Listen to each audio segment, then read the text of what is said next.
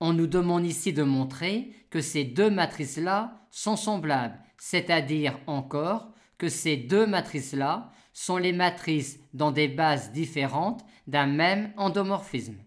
En notant n cette matrice-là, on a tout de suite que n carré est la matrice nulle. Par conséquent, derrière la matrice n se cache un endomorphisme nilpotent dans un espace vectoriel de dimension 3.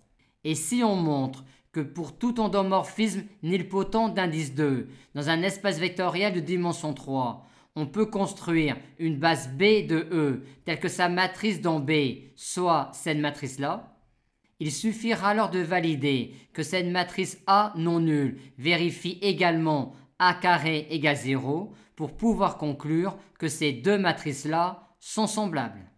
On peut déjà noter que si on considère la chaîne des noyaux itérés pour un tel endomorphisme, on aura ici 0 comme dimension et 3 ici comme dimension. Par conséquent, il est impossible que la dimension de ker f soit 1, car on aurait alors ici un saut de 1 et ici un saut de 2, ce qui est impossible dans la chaîne des noyaux itérés. Par conséquent, la dimension de ker f est 2. Aussi, un supplémentaire de ker de f dans E sera une droite D. Et f induira un isomorphisme de D sur im de f. En notant E1, E2, E3, la base de E recherchée, on voit tout de suite que E1 et E3 formeront une base de ker f. Aussi E2 dirigera une droite qui sera supplémentaire à ker de f dans E. Et on aura également que f de E2 doit être E1. Aussi, en notant E2 un vecteur directeur de D, f de E2 sera un vecteur directeur de im de f. Et on aimerait que f de E2 soit dans ker de f. Et c'est bien le cas, vu que f carré est l'application linéaire nulle. Aussi, va-t-on prendre E1 égale f de E2, et comme base de ker f, on va prendre E1 qu'on va compléter avec un autre vecteur pour avoir une base de ker f.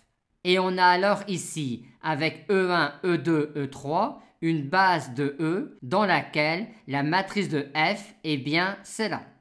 Or, comme A carré est la matrice nulle, en notant phi A l'application linéaire canoniquement associée à la matrice A, phi A est alors un endomorphisme nilpotent d'indice 2 de l'espace vectoriel des colonnes à 3 coefficients. Par conséquent, il existe une base B1 de cet espace vectoriel-là dans laquelle la matrice de phi A dans B1 est cette matrice-là, ce qui nous permet de dire que A et N sont semblables.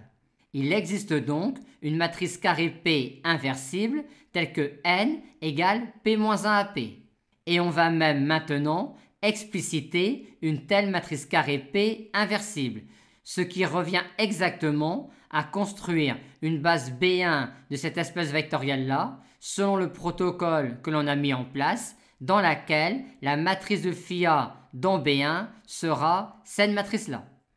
Tout d'abord, ker de A est le plan de M31R ayant cela pour équation.